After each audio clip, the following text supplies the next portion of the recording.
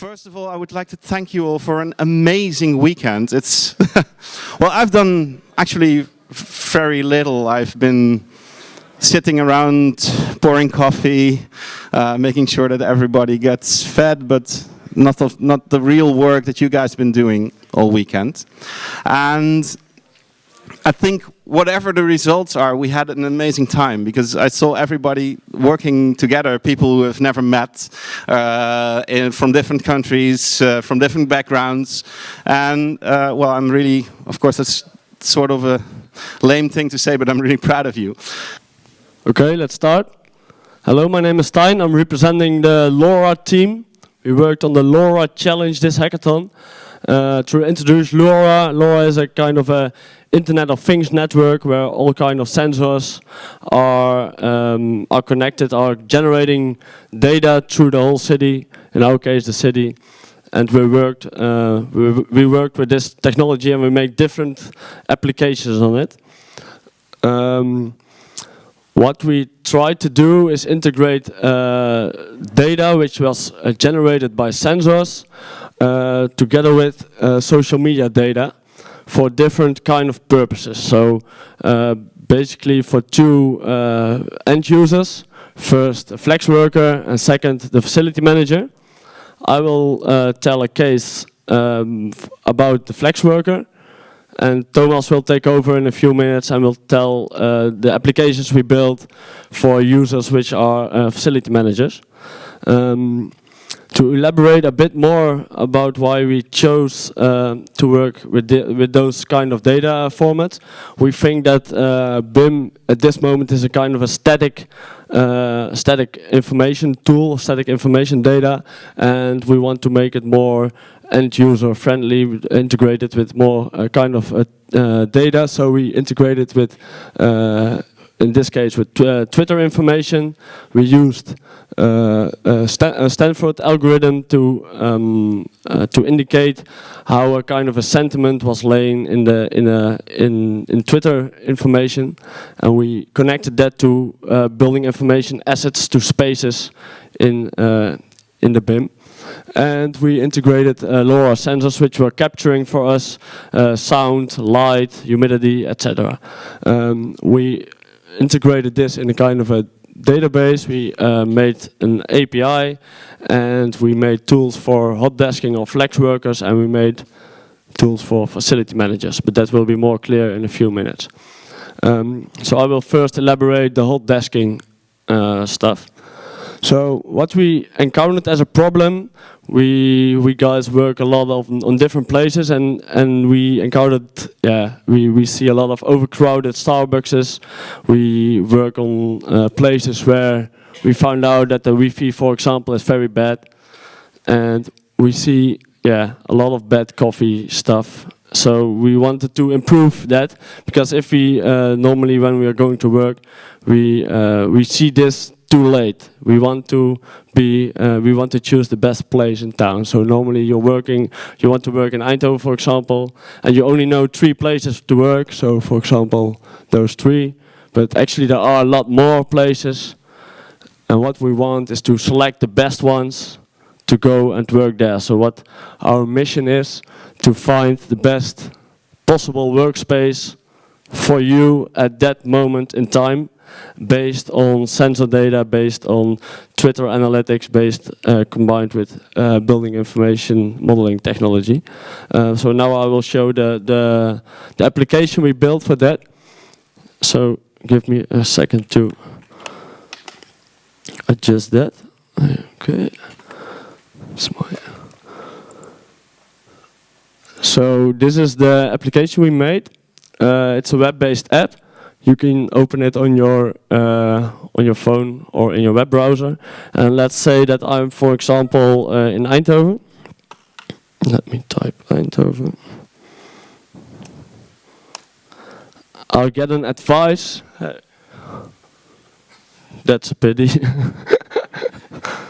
Why is that? Okay, this is it. I get an advice back for where I want to work where I can work at that moment. So, for example, we made this prototype which advised us the best place at this moment is the gas lab to work, which has a 3-star rating, and if I click on that I can get more details about how this rating has come.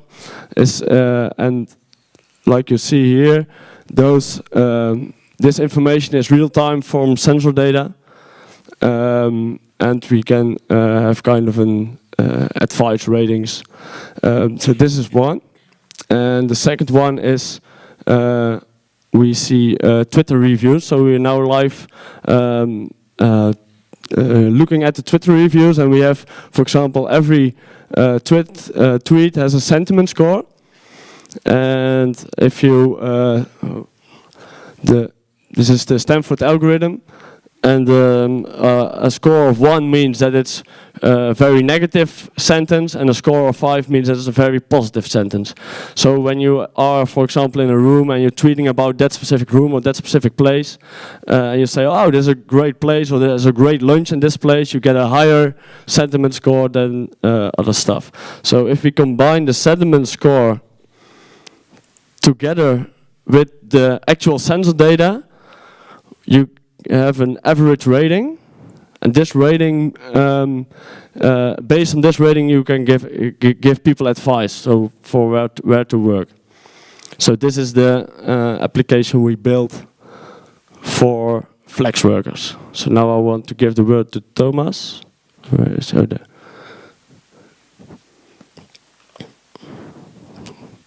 You drive the computer? Yeah. So that was impressive, wasn't it? So we know that that application alone was enough to win the competition, but we decide, wait, there's more. Because this isn't just about the flex worker, it's about really showing the power of bringing together the BIM and the sensors and the social media. So we have another set of applications which is focused on a different use case, a different user. So here is the more technical side, it's the facility manager. And the problem for the facility manager is he has thousands, tens of thousands, hundreds of thousands of assets all over his property portfolio that he or she needs to manage. So for each one of these assets, there's a range of things that they might need to do. They might have an emergency that they immediately need to go deal with some problem, a pipe burst or something, a gas leak. They might have daily operating conditions they need to work on, routine maintenance, all the way up to end-of-life replacement. Once every 30 years, they need to replace the roof. So each one of these assets has this whole range of operations that the facility manager may need to deal with.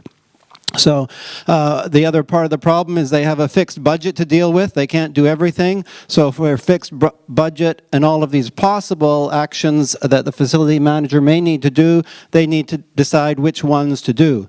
So the traditional approach is to send inspectors out once every couple of years, look at these assets and record what condition these assets are in. So instead of that, we now have the ability to use the live data streams, both from the sensors to give us input about what the condition all of these assets are in, plus the social, plus the occupants of the buildings, the users are also giving us input to the condition of our facilities and our assets. So based on that idea, what do we have next? Again, the same system architecture. We've got our BIM model of the assets. We have the sensor data coming in. We have the social media information coming in, all going to the database to the API, and then have a set of front-end facility management applications running off of that. So the next slide, we have the idea of the facility management toolkit, and we ended up with several different tools that the facility manager would work with, ranging from their daily sort of fix-it to-do list, and then we'll talk about the others. So we'll give you a demo of the fix-it daily tool task list first. Yes, so I pretend I'm responsible for all the campus here, and this is my list. Somehow it was not reloaded, but no. My list is shorter. Then maybe I know that there was something new coming in that was obviously manipulation of the sensor. That light sensor, which is located over there somewhere. Yeah. No light. It's too dark here. That's why. Yeah. Yeah, that's the. Then yeah, you can. It pops up again and again, probably. Then. If we go to the details of that, we see where the alert is coming from, because we don't want to run to that place with no need. And that's why it also makes sense to combine the social stream and the sensor. For instance, in that overcrowding case, if I know that it's towel day that certain day, I can ignore the panic keyword, especially if the sentiment is that good. And yes, there are more, another blackout. And we have put the humidity sensor in the coffee pot. And we have also we have also monitored the heating, the temperature. Oh, blackout is coming all the time. Yes, it was cold here, and also people complained on it. So that was that. Great, thank you. So there's another app that uses both the immediate sensor data from a sudden emergency situation, also uses the average sensor data from the last week for some of the other items, and it also uses the social data and combines them all together. So again, we thought that was pretty good, but wait, there's more. So a second application in the facility manager's toolbox is working directly with the BIM model.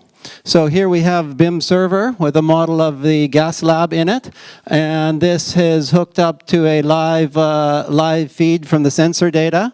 So the temperature sensor, is it the temperature sensor data is coming in and showing up in that one workspace in the corner, and you saw that that was red, which is a color-coded representation of the current temperature condition of the workspace.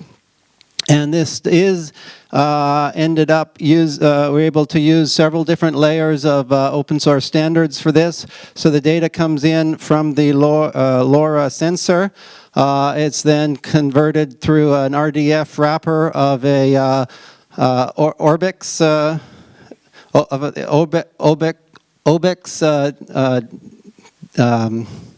standard for building information, and then it's accessed through a Sparkle query and read into the BIM server model.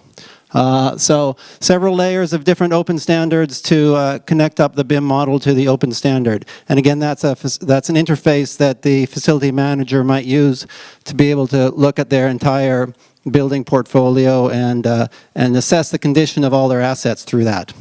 But wait, there's more. So the final application in the facility manager's toolbox is more for their long-term planning. So this is life cycle cost analysis of their assets. And we have an Excel spreadsheet here.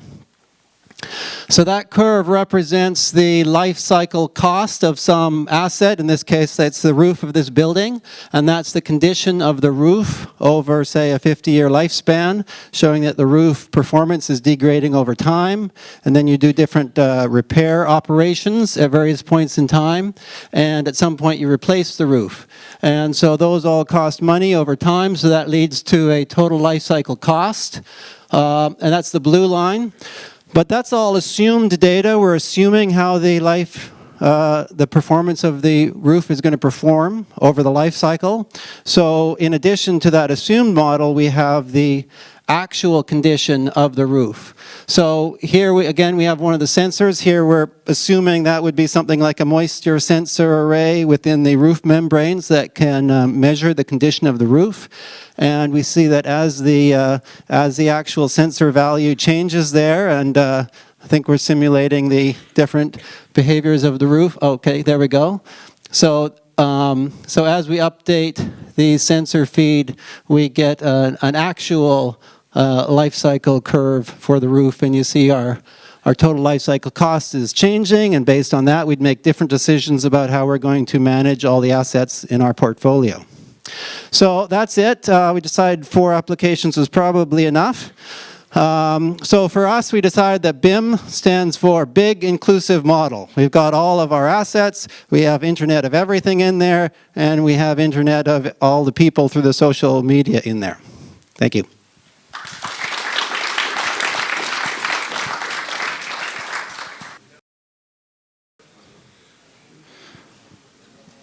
Okay, so Connor and I and Kai have been working with BIMscript on a new platform to run BIM applications in containers at scale. We call the platform Janka platform, and the whole idea is that we minimize the barriers to entry for developers and users to the BIM server and other web-based BIM applications. So I'm sorry that my presentation isn't as clean as the last one, but yeah, we were working up to the last minute, so let's get going. So traditionally over time, the efficiency of a process is on a fairly steady gradient. The more you spend, the more you do things continuously over and over the same thing, it begins to, I suppose, it doesn't pay. With web services and scripting, if you put in a little bit of effort at the start to write the script, when you've the script run or written, you can run it, and that's when efficiency rockets. What Janka platform does is cuts out the deployment and provisioning time of servers for developers so they can focus solely on the development of their applications. There's the Janka platform. So the Janka platform exists there, and on top of that is an app ecosystem. The app ecosystem is meant to grow with time, scale over time, and the Janka platform looks after that as well. So with the app ecosystem, it makes a new access point for users to the Janka cloud. So with one click of a button, you're now able to deploy applications and use them straight away without the complexity of dealing with code, pulling from GitHub, etc. It also creates a new access point for developers, shortening the development cycle, cutting out the provisioning and deployment, so they can focus on the important things, which is delivering better applications. So with your web services, for instance, we have applications such as the BIM server. Doesn't matter what those applications are, we can stack them on top and we can run them how we like. So if we take, for instance, a project, any time starting whenever, or any time starting, finishing whenever, and we begin to push these services and run them in series and in parallel. Pretty much you can run them however you like, and the whole idea is that you stack up your processes and streamline your efficiency for any part of the project. So now we're going to take a look at the Janka platform, an example of how fast everything works. And right, so yeah, so that last image there was a kind of diagram of how web services can be connected up in any way. So obviously for time constraints, we restricted ourselves to just getting the BIM server working in one click. So this is the platform here. It's a live platform. That you can see there's already 2 BIM servers running, 2 instances of BIM server. Sorry, there's 3. Have we got the internet? Yeah, there's 3 instances of the BIM server working. And this is how easy it is now to spin up another one. So I presume most people have gone through the practice of installing BIM server and having to put all the dependencies in, write all the necessary bits of bash and get it all running. Now it's simply call your project a name, pick the application, in this case the BIM server, but the intention is for everyone who's built an application this can be plugged in, and press create platform. And now we have another BIM server spun up, and now we can go to that BIM server. So if we go to that, it'll open the dependency of BIM server in a little bit, and then egg. I want to see another one spin up. There's one we did earlier.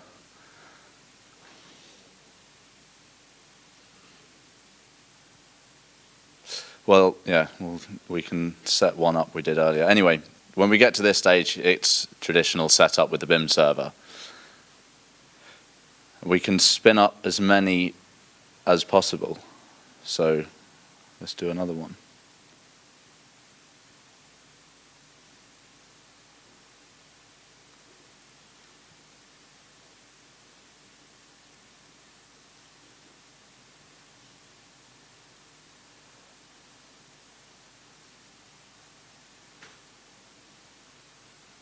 Right, we've got we've got loads running.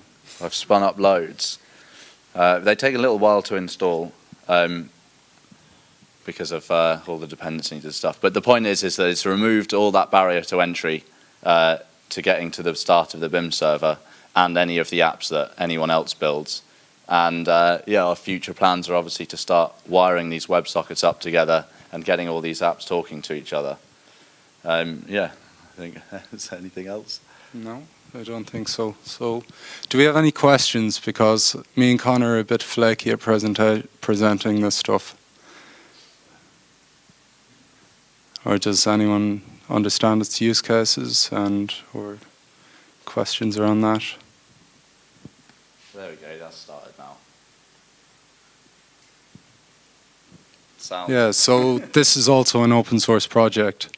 So we really need you in the community to start building on this, build applications into the app ecosystem, and we'll look after the platform. So pretty much the only thing that you have to do is write your applications into Docker containers, and which there's loads of tutorials online, and go to our Janka platform, upload your image, and run your BIM server with your applications on top. Cool. Yeah, cheers. Great, thanks.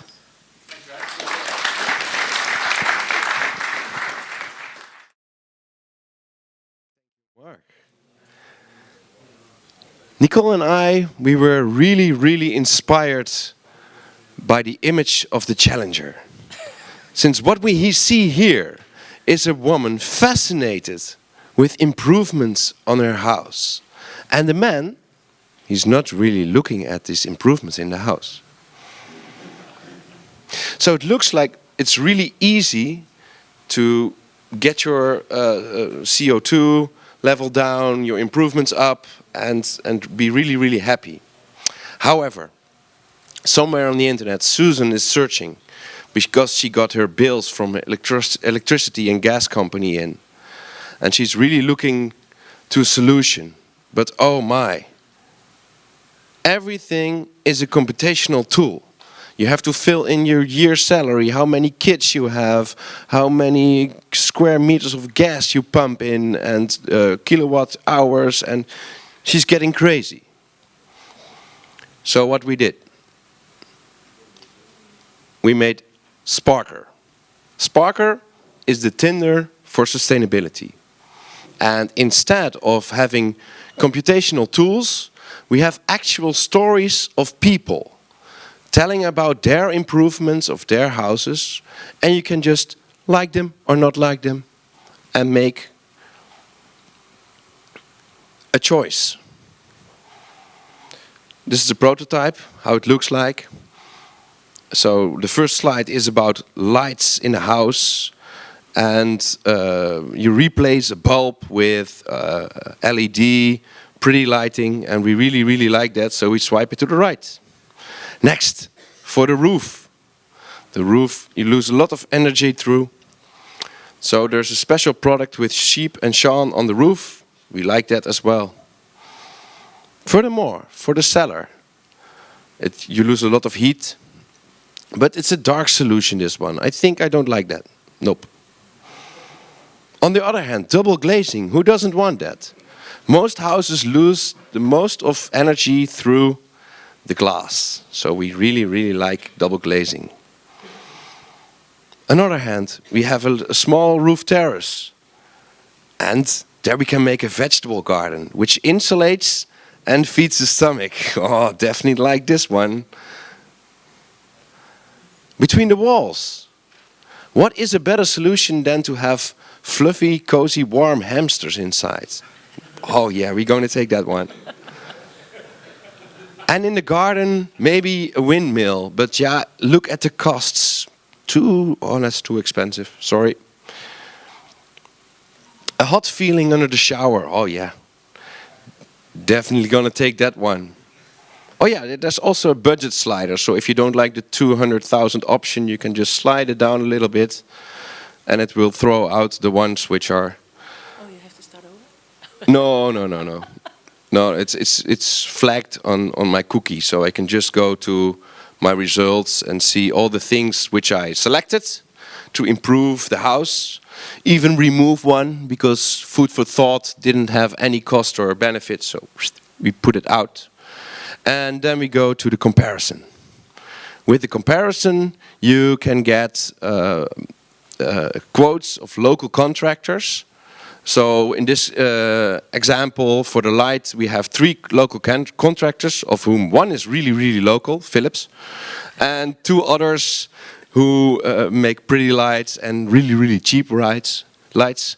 So we picked the most pretty one. Oh, too bad for Philips. We're designers. So from here on, we have some ideas how to improve on this prototype. It would be really nice if somebody made an improvement to their own house and is willing to invite someone for tea to show off how good it is. To have this as a social gathering in the site. Of course, you get the sales quote from local ZZP builders who can finish your hamster walls and do whatever is needed. If you have a certain community, you can collectively buy and or sell energy on the market. For wind turbines, it's quite handy. Yes, especially wind turbines. You need like half a neighborhood in order to make that cost effective. With the profile calculations, we want to only do it on a need to have basis. So if we're talking about, for example, the dishwasher, then it matters if you have 0 or 6 kids, because they make a lot of mess. And in the end, these things you can collect for personal preferences and filters, but it's a top layer and it should be really, really accessible and built upon stories of real life people. Thank you.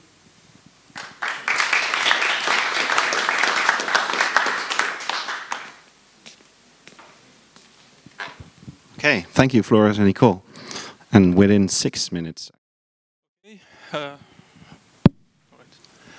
So welcome everyone again. And first I would like to thank for everyone to join and participate this event. And we have worked hard, but unfortunately, due to these technical reasons, we will not be able to make the full demonstration, but at least we can give the presentation. So our group name is Linked BIM. Me, Mehmet Yalçınkaya, my friend Yurki, and now we 3 of us work together to make the IFC files, BIM files more meaningful or more semantic related with each other. Our work process actually starts with the BIM file. And as usual, many software applications and also the open source BIM server convert this BIM file to the IFC. And what my friends already developed during their research studies, converting this IFC file to the RDF. RDF is the file format of Semantic Web Environment, stands for Resource Description Framework. And what we built on this existing implementation, we converted this RDF file to another graph format and stored in a graph database which is called Neo4j. And there is already an existing REST API that we can use for the end user applications. And currently, my friend Jyrki also working another REST API development for the RDF file, RDF framework. Actually, this RDF file can be stored in a different database application called RDF Virtuoso, which is an RDF store. And the whole story starts with that, okay, the comparison of old school and new school. So what was it before and what is it now? With typical the normal IFC files, each file has a, is uploaded in a kind of a clear schema. But they have different structures also. And these many files can be used, many file formats can be used during the construction project lifecycle. And what we do in the linked data principle, we combine different ontologies in one big cloud and make everything usable in one environment. So for example, these blocks, I'm not sure whether can you read clearly. For example, the data models of the architecture model, structural concept model, detailed structural design, electrical or mechanical. Each of these have different entities inside the IFC model, but at the same time, each of them are related with each other. So typical normal IFC files that you cannot see dependencies or you cannot implement these dependencies clearly. What linked data does, get these IFC elements in each file and make them related with each other. So this is the semantic web part of it. And this is the kind of diagrammatic representation. We get the GUID numbers of each IFC entity as a unique descriptor and connect each element in the IFC file with the predefined ontology. And how it can be expanded is, we have already an ontology, we have already a graph, which is the RDF, IFC RDF we named, but we can expand the IFC graph with other ontologies. For example, there will be another data structure about the staff management, space management, or the document management. For example, in this representation, our one model, which has the GUID number 1, 2, 3, 4, 5, is owned by one person and is a type of a kind of organization. So there's a kind of expansion of the different ontologies. And in this point, I'm not sure whether Jakobs will make a description about it. No, that's fine. Okay. And okay, I would just okay. We would like to say that not only we are working on this topic, we have one community. It is called Linked Data in Architecture and Construction. And maybe I would like to invite Jakob basically as one key person of that community, just to tell a bit about this community and just a few words about your activities. Is it possible? We have 5 minutes left. That's fine. Oh, okay, maybe that after that. Okay. Okay, so maybe I can continue. Okay, so we make some IFC to RDF converter, which converts from text files that we have. It is in Express or STFF format. And we can export them either also to text files, but already in RDF formats, which can be imported to RDF stores. This converter can also export directly to RDF store or Neo4j, which is one also a graph database. And maybe we wanted to combine our efforts with the group BIM script to run some different boxes with using Docker to run many processes in the same time to make that demonstration. Why? Because our idea is that when you export this IFC file to RDF store, we want to open REST API to whole objects of that, so that using REST API we can have access to almost to any object. Okay, and here, after our converter exports to Virtuoso, which is one RDF store, and also to Neo4j. And we have a REST API, which make requests from this RDF store and responds that. Unfortunately, we have some technical problems, so we will make very short demonstration for that. Can you open the... I can... Yes. Okay, I mean we couldn't make deploy on the web server the complete implementation, but at least we can we are able to show the Neo4j part of it. So let's make it a little bit bigger. Yeah. So what we did actually take the already converted RDF file and changing the file format a little bit and pushing a kind of a graph database application. So typically it shows the connections between different IFC entities. So for example, now it shows only 25 elements, but let's make it 250 to make it show it more. So as you see, all these red and yellow bubbles are the IFC entities. Normally, you cannot see these relations between each other, and the file over here, the text over here, show the relationship type between these two IFC entity. For example, this one. This is just a visual representation, and if you see the more dependencies, I mean, you simply double click on one node.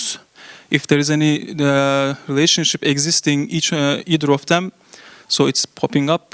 But just by chance, I found one. So there is another relationship between these two, and you can see these dependencies and relationship types over here, or this one. Yeah, this is the further step that we developed and technically implemented, but we couldn't upload on the server. So the end user can transform the IFC file to RDF, plus with the new development can also transfer to the Neo4j. There is already existing API for the end user applications, and Jyrki was also developing for the REST API for the RDF file, and will be available also used for the end user applications. That's all. Thank you. I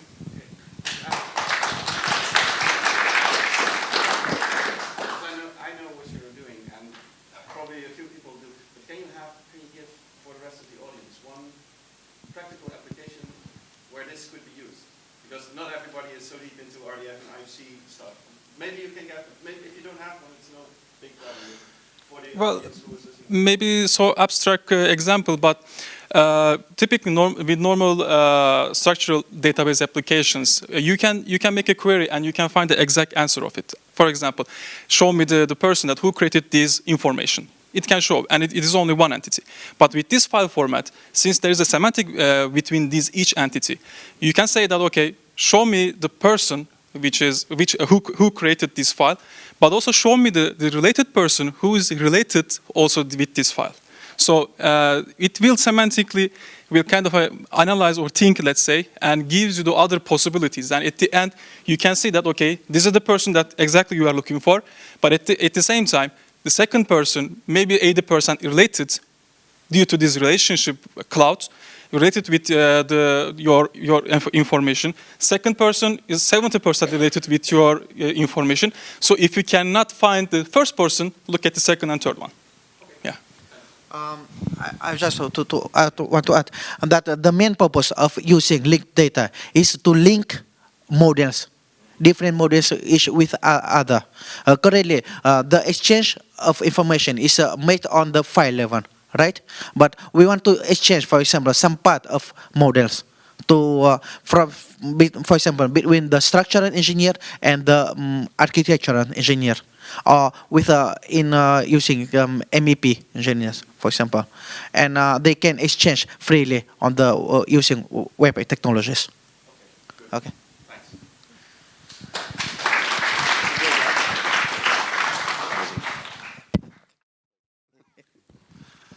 Good work, guys. Remco, we'll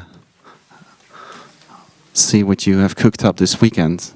This was quite an effort. I heard this was a team of 12, and they were working at 3 sub-challenges.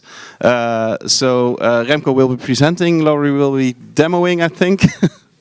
We hope. The challenge is about enriching BIM models. This was a challenge. When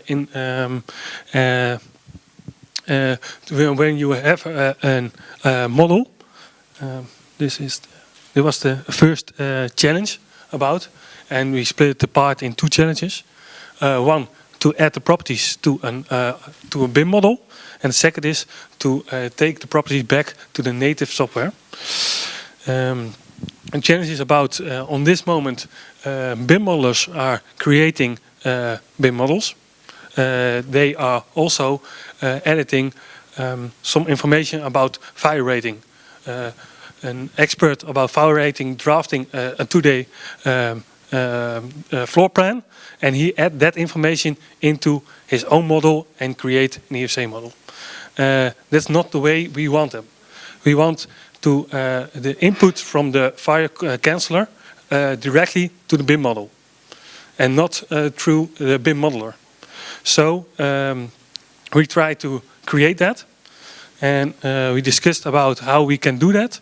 We come up with this plan. We create an IFC model with our usual modeling software.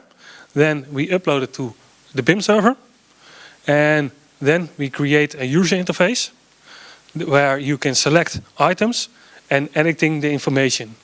In this user interface, we also have different rules or different experts, and they can only edit and show their own properties. And after that, we can create with the BIM server a new enriched EFC model that we can put back in our native modeling software. But with Revit is not possible, so we create a workaround with Dynamo to do it also. Now, we split it apart in our team in 3 different challenges. One challenge is to the user interface. The BIM server provide these services, only we have to create it and test it. So we have 3 different parts in our team that work on our own challenge. One, to add on a simple way the extra information.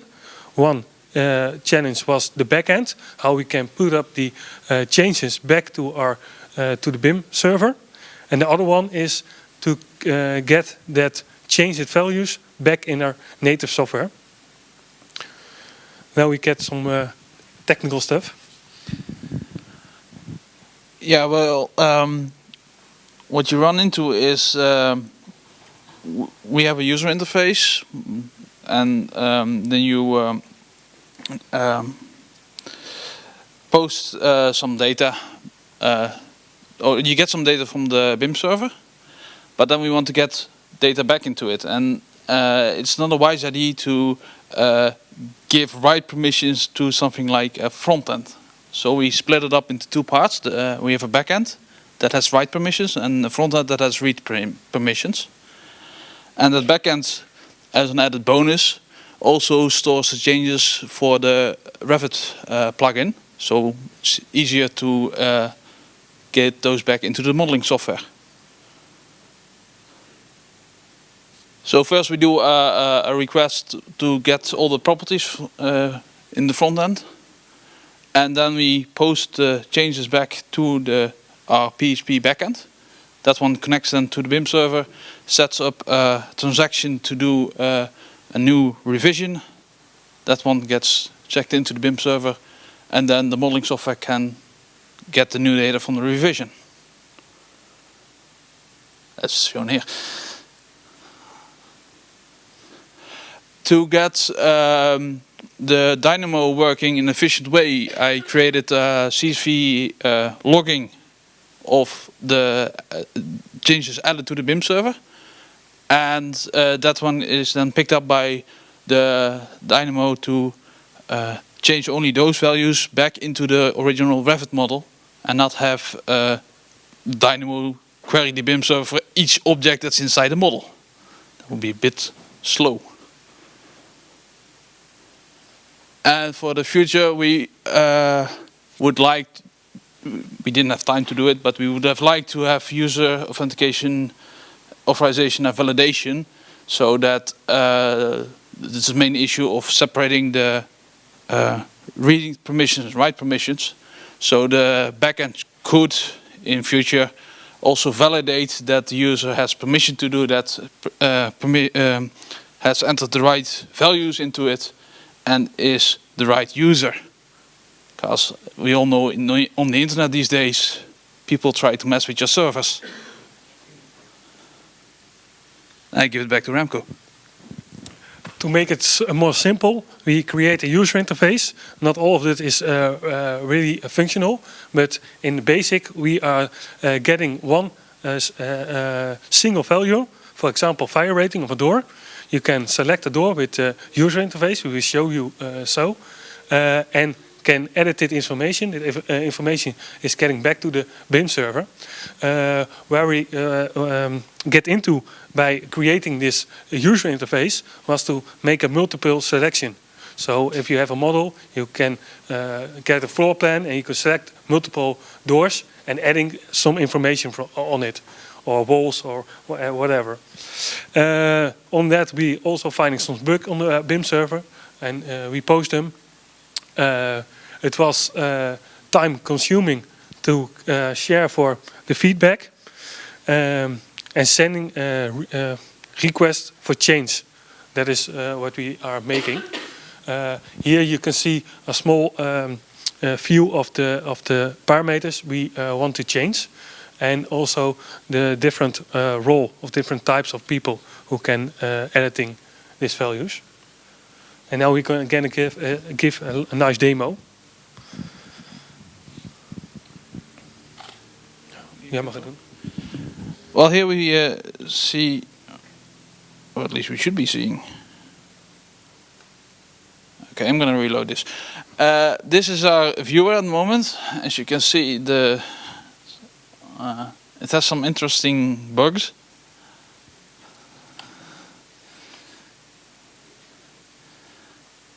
Okay, let's see if I can get this to work. For example, I select this object here. I want to change the value, and not only this one, but also this one, and this one, maybe this one as well. I can see the values here, and let's say the fire rating of 0 is not correct. I think a fire rating of 88 is much better. Don't know what that means, but it's a nice value. So now I save it, and we'll have to wait until it's done.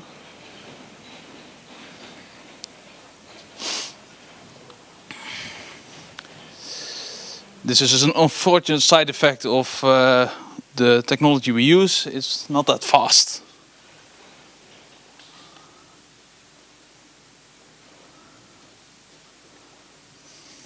But here you can see that we're updating a specific item in the database of the BIM server called fire rating with a new value.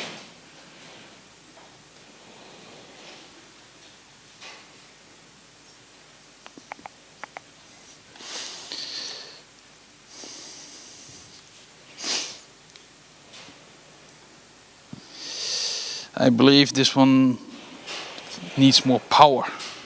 Ah, there we go. So now it's done. It should be updated, but since the viewer is a bit messed up, I'm going to look here in the BIM View ES, which is the same model.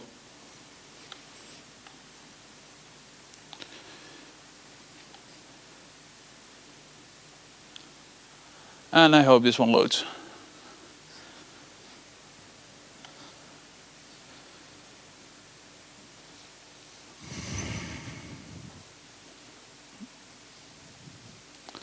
Let's see if I've selected the right one. Properties. Nope.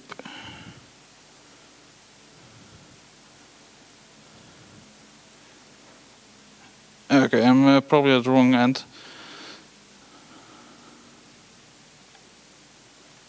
Can I find back which one I updated?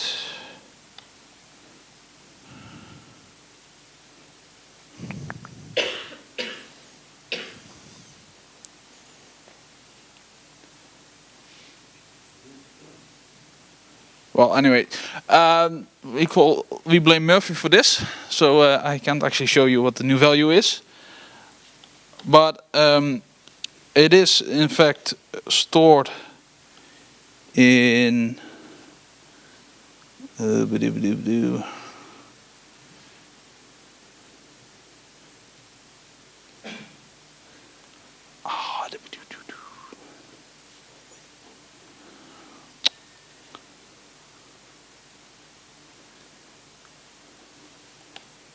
in fact, it's stored here. That's the update for Revit. It says the fire rating has been changed to 88, and for some reason it doesn't record the first value. But that's our demo. You more?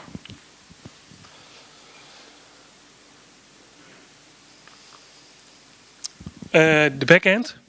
I don't know why I'm going to tell this, but yeah.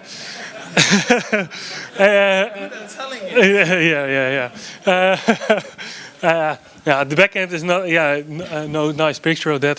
But we received the update, if you can see on the demo, from the changing in the UI, and we are saving it back to the original BIM server, so we can create a new IFC model with the updated values, and we create an CSV file to update back to Revit, especially for Revit.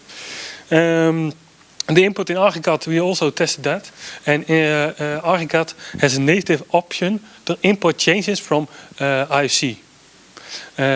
There's a tool for that. So if you have your own model and you exported the model to the BIM server and there is some editing on it, you can export the enriched IFC model, load it back to AECHack, and you can see the changes and decide if you will put them in your original model. For Revit, that's not possible. There are 3 different types of things we are trying to. That is back end to create a change list. So we have done. The other one we have tried is created was JSON call direct from Dynamo to the BIM server.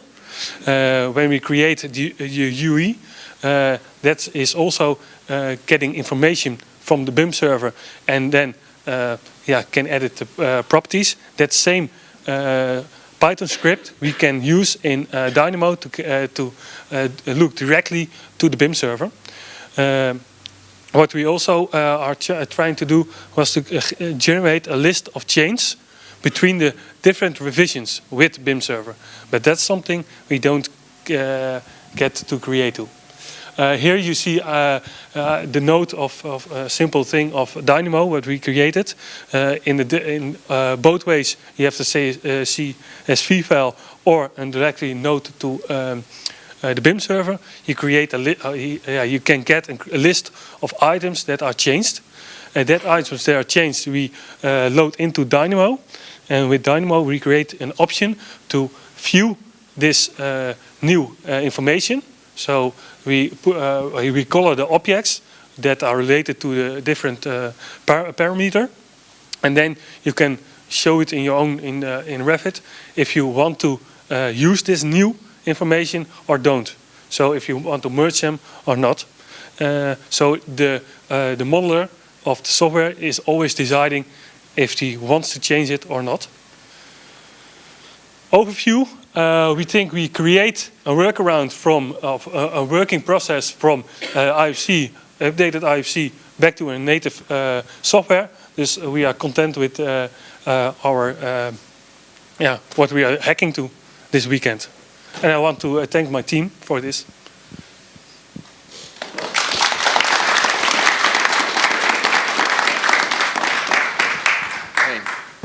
Thank you, Remco, Laurie, and the other members.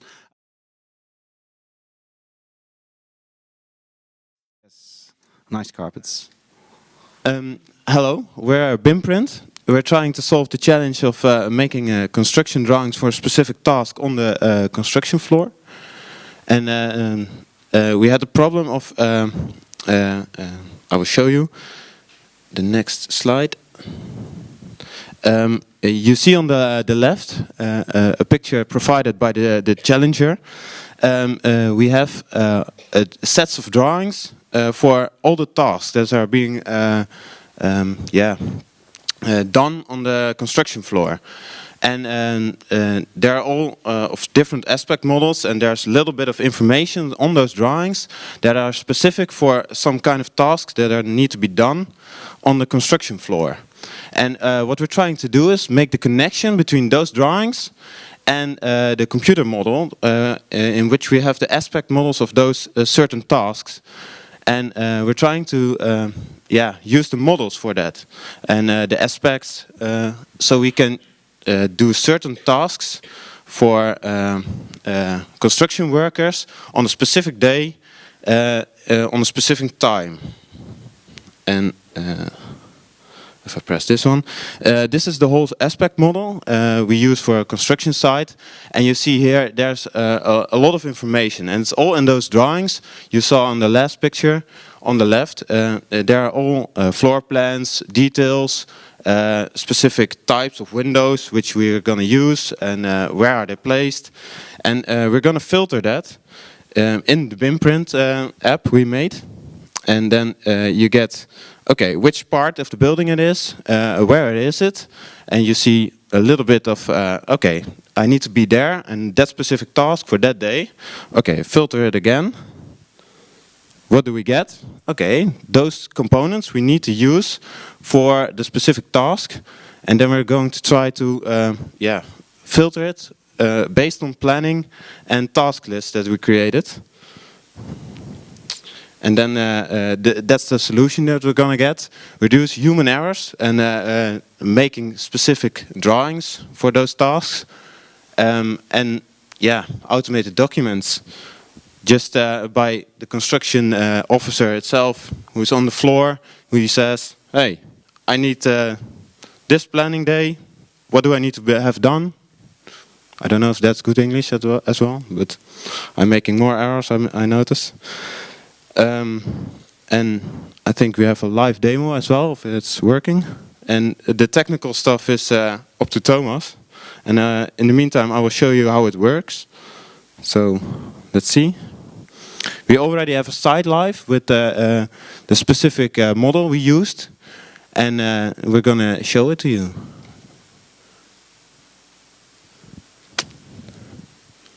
Oh, the login. Yeah, yeah. Oh, you don't even know. If you talk about the technical, it's behind a wall. It's protected at least, very securely. Nobody knows the password. And here we come in. Yeah, just continue with the demo. I will do the demo. This is the test project. We have several aspect models loaded into the project. And the first floor you see here, and the ground floor. And then I press everything on, and I say, show it to me. And then I don't know how this works on the notepad, but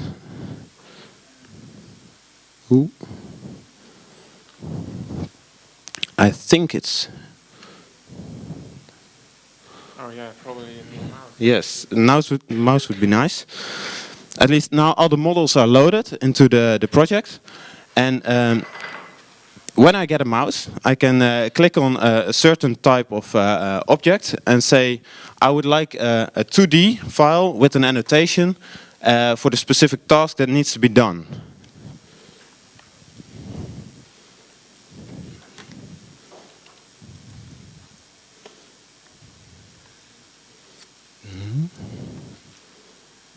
Ooh. Oh no. The mouse doesn't work on a transparent surface, I think. Maybe not. Thank you very much. Yeah, that's better. Okay, now I zoomed all the way out, I see.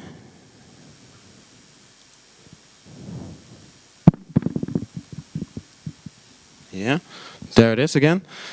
Okay, now I can see the whole model. Very nice.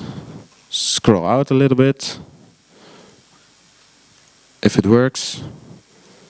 So much easier when you're not presenting, I notice. When I I click on this window and then I see what's behind it and in which IFC file it is. I just click on this. It's downloading a file. Yes. When I have the file, I can say that.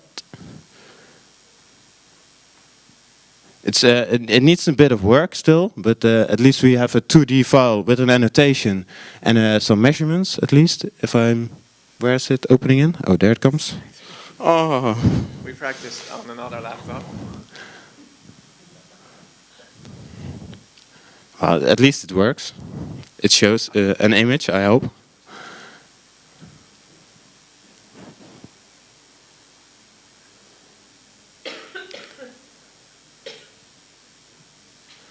Way too big of a program for such a file. A construction officer doesn't even know how to use Illustrator, I think, but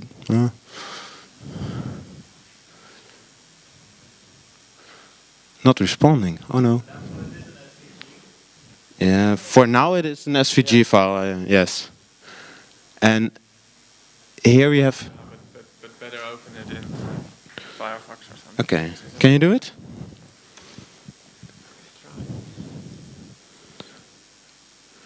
We're now trying to open it in another viewer, so it's easier. Internet Explorer. Internet Explorer. Who doesn't have that on his PC? I hope it's working.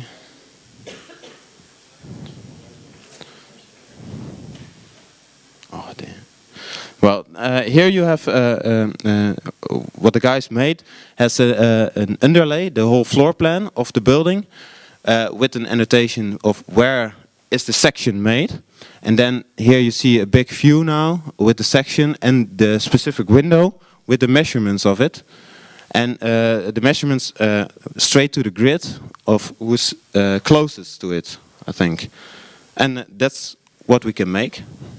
And the technical stuff is... We need a second demo to leave that static. Can we do that? Yeah,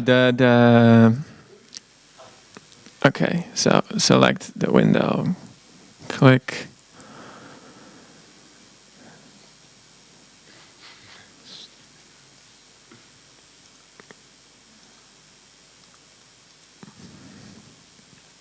Okay, so I think this proves that it's not drawn manually because normal people don't write upside down. So much for testing our own software. No, but I think this is quite cool. Of course, this is just work of basically a single day, and it's not ready to go live yet. But I think the first steps have definitely been taken, and from here on, it's ready to be printed, and then we can take it to a construction site, and we don't have to deal with laptops and connectors and all this stuff. A print, you can always read it, whether it's sunny or not. This is. I think this is nice, and I can tell you a little bit about what happens in the background. In fact, various people have contributed to this. Ronald from Root is sitting here. He is one of the people who has basically urged me to look initially into exporting SVG files, and so there is a large. It's part of a larger effort, and of course we like to thank Matthijs Natrop for giving us this challenge and inspiring us. And I hope this at least provides a glimpse of what's possible in the very near future if you invite us to your next hackathon.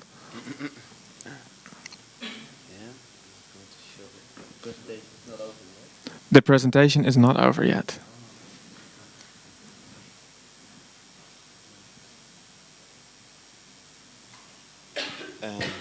Okay, that was the demo then. At the next slide we show you, this was the idea. We have a building design, several aspect models. We have a planning and a task list, and we combine those two to several tasks of repeating elements, and then filter it. And you can filter it yourself by clicking on the element of the construction manager. Can click on it, and then you get the specific construction drawings for those elements. That was what we're trying to accomplish. And then, yeah, that's the whole presentation. And